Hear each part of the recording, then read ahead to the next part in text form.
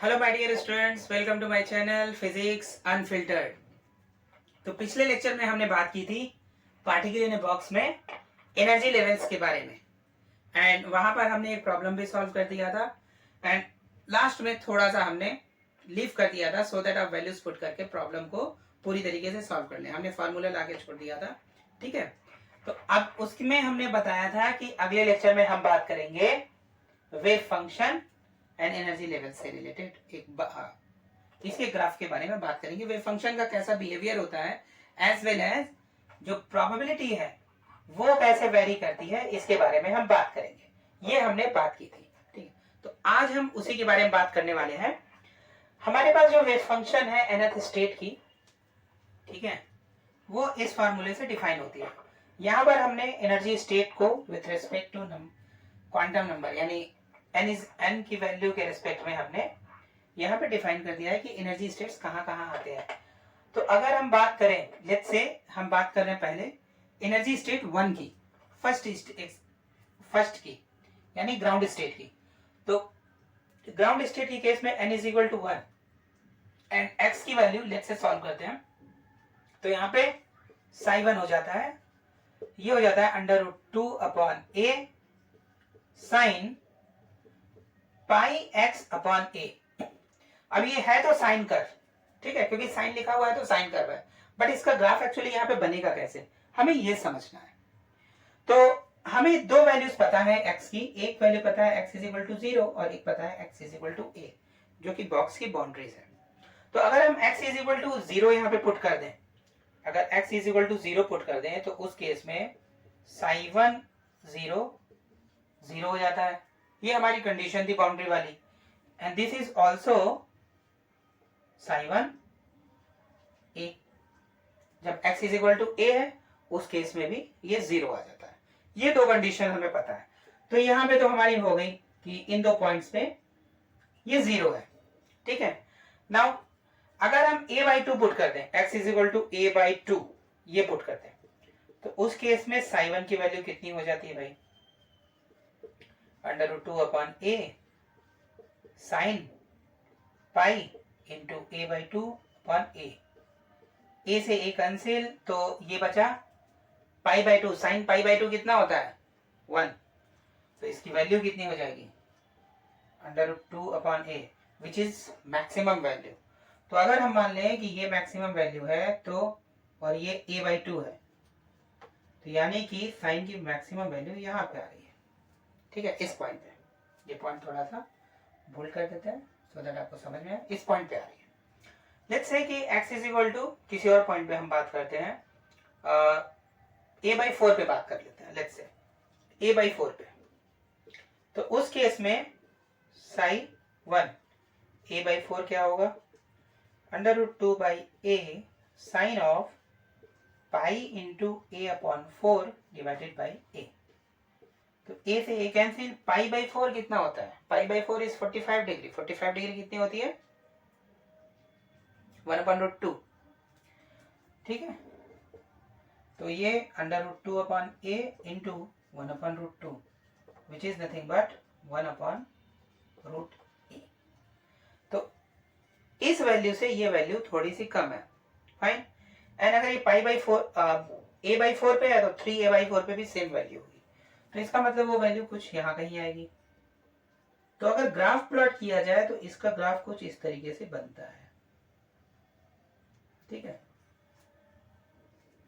Ground state के case में इसकी वैल्यू कुछ इस तरीके से ग्राफ की बनती है, ये a by 2 a by 2 a by 2, ठीक है। अब हम फर्स्ट एक्साइटेड स्टेट में आते हैं, ठीक है। फर्स्ट एक्साइटेड स्टेट यानी साई 2। तो उस केस में वेव फंक्शन क्या है, sine 2 pi x upon a, ये वैल्यू है। पहले तो 0 और a हम बात कर लेते हैं। अगर x is equal to 0 put करते हैं तो ये पूरी वैल्यू 0 हो जाती है।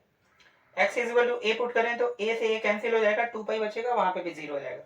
तो ये तो हमें पता है कि a बाई 2 सॉरी a और 0 पे वे फंक्शन 0 है। नाउ a बाई 2 पे करते हैं, x is equal to a by 2 अगर लेते हैं तो उस केस में साइन 2 ऑफ a बाई 2, ये कितना होगा?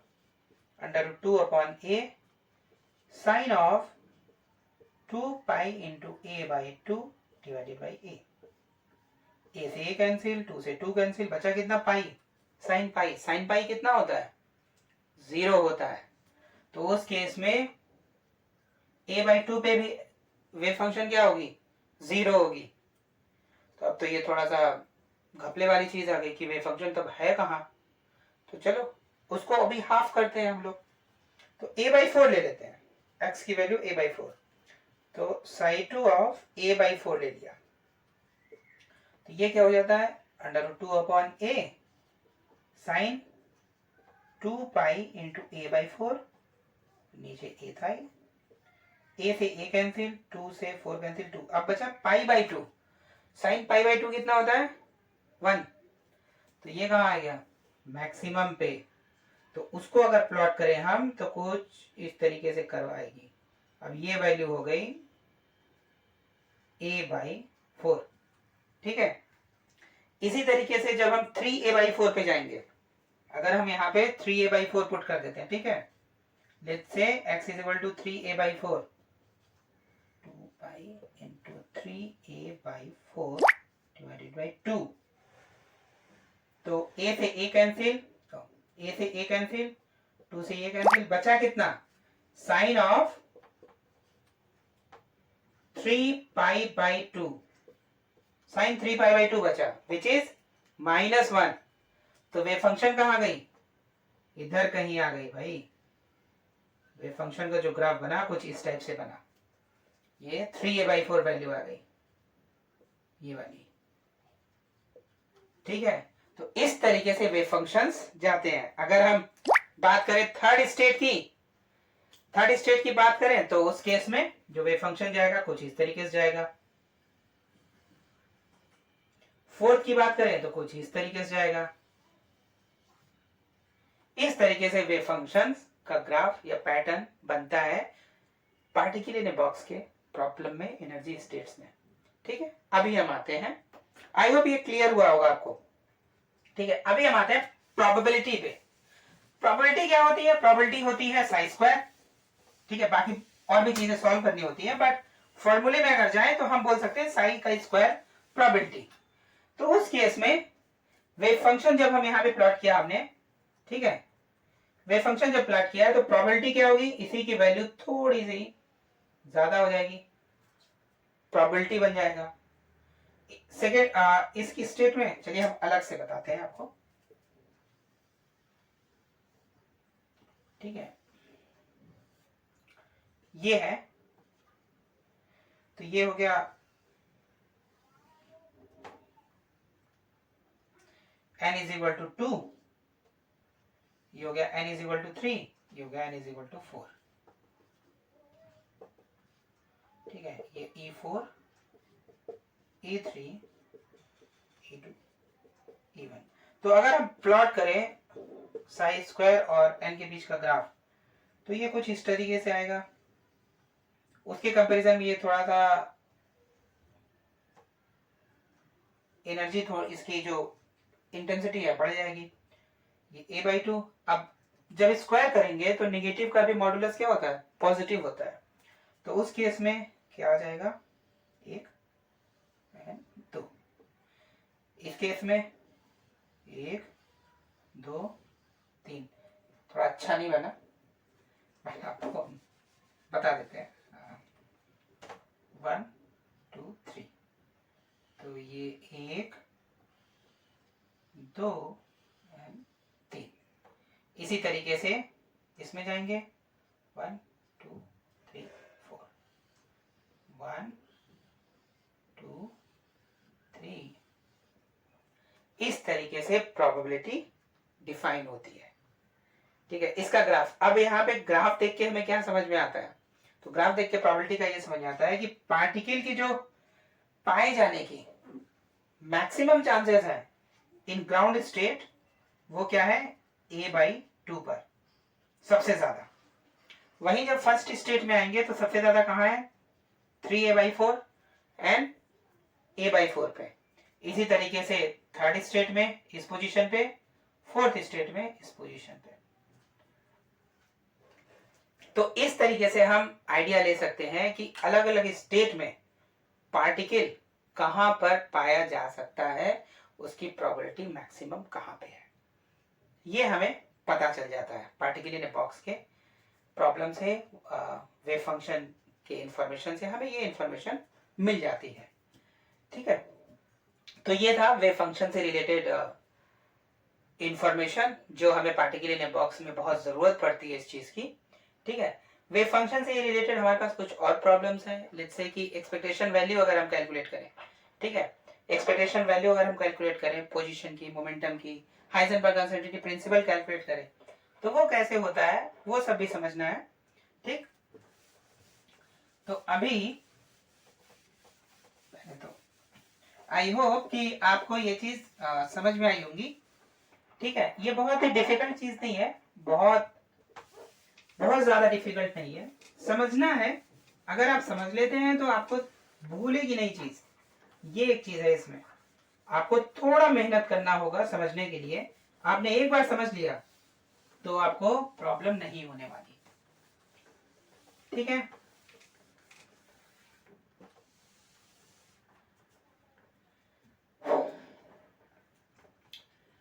तो ये हमने बात की आज वेव फंक्शन के बारे में।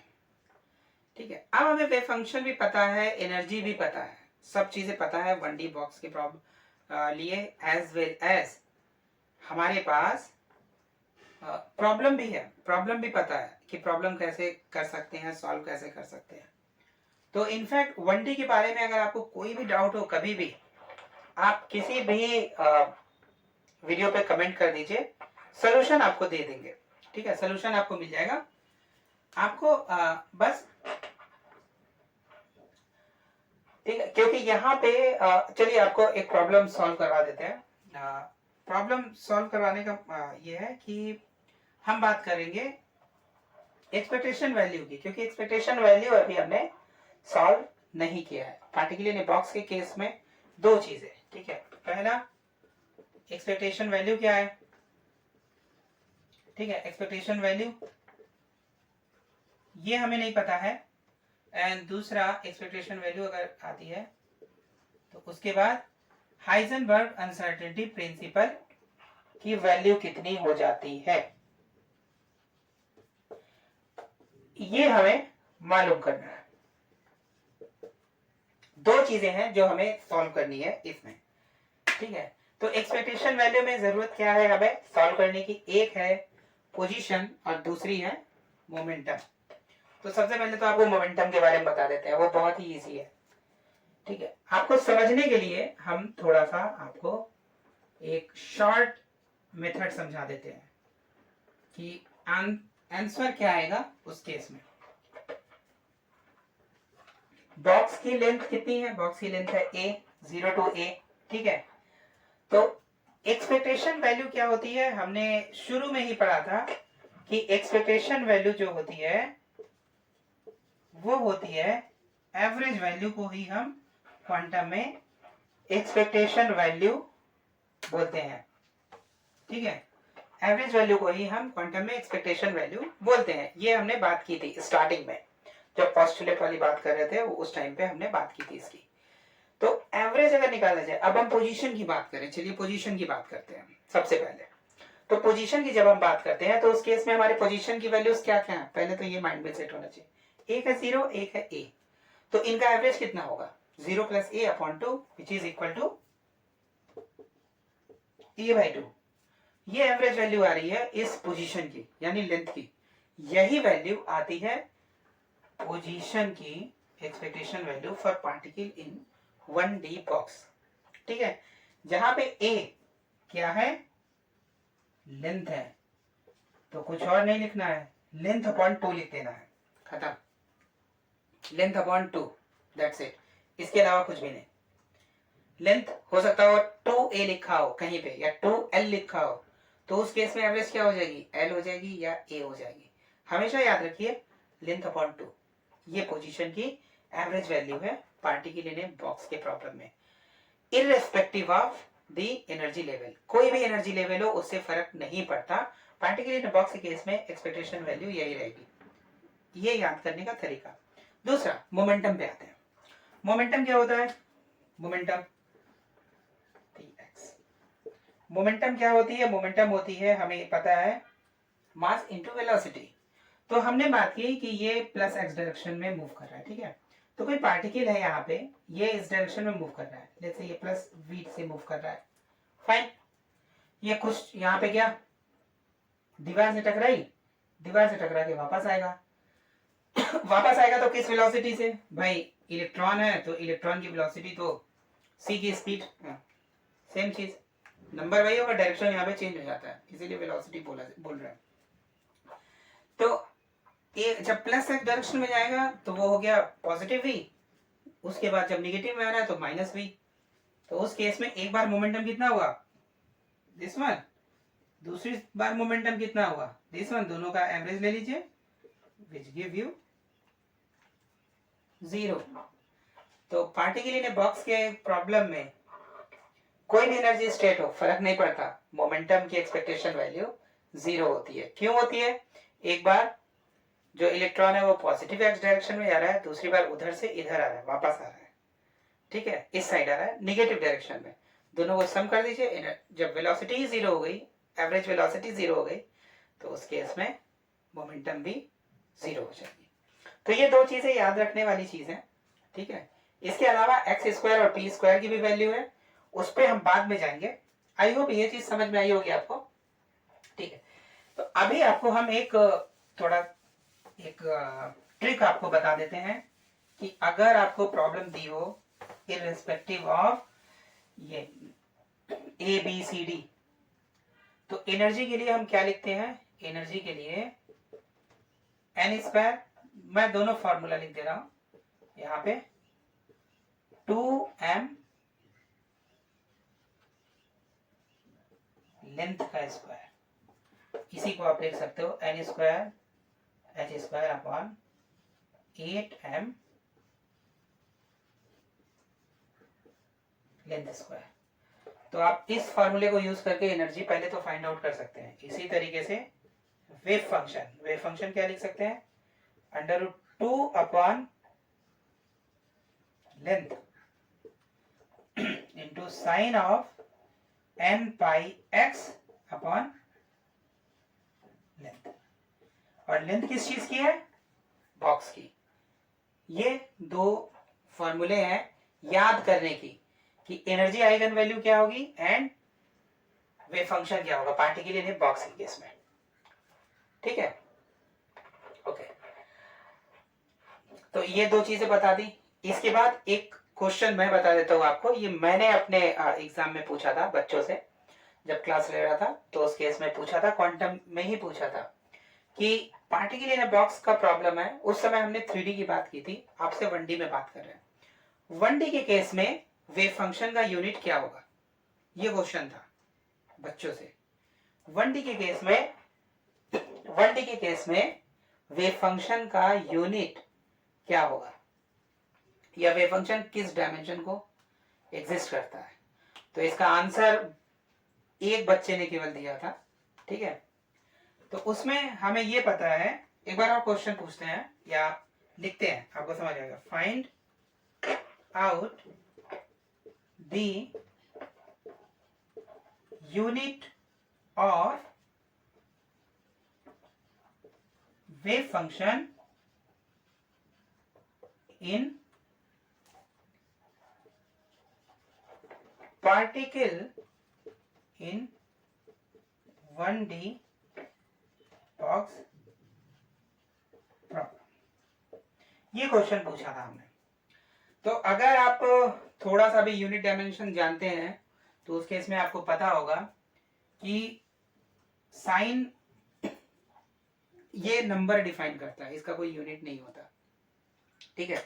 तो ये तो यूनिटलेस हो गया, बचा केवल ये यूनिट वाला, दो नंबर है तो बचा क्या? लेंथ। तो जो यूनिट आएगी साई की, साई एन एक्स, उसकी यूनिट क्या होगी? 1 अपॉन अंडर रूट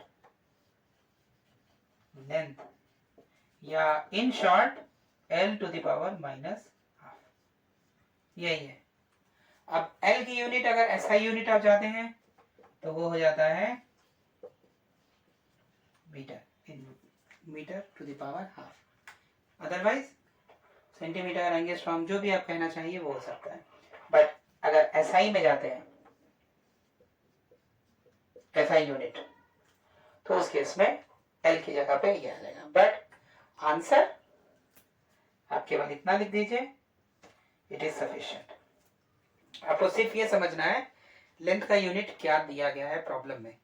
लेंथ का अगर यूनिट दिया गया है तो बस उसकी जगह पे वो यूनिट रखिए, खत्म, इशू, प्रॉब्लम सॉल्व। तो इस तरीके से प्रॉब्लम पूछी भी जाती है।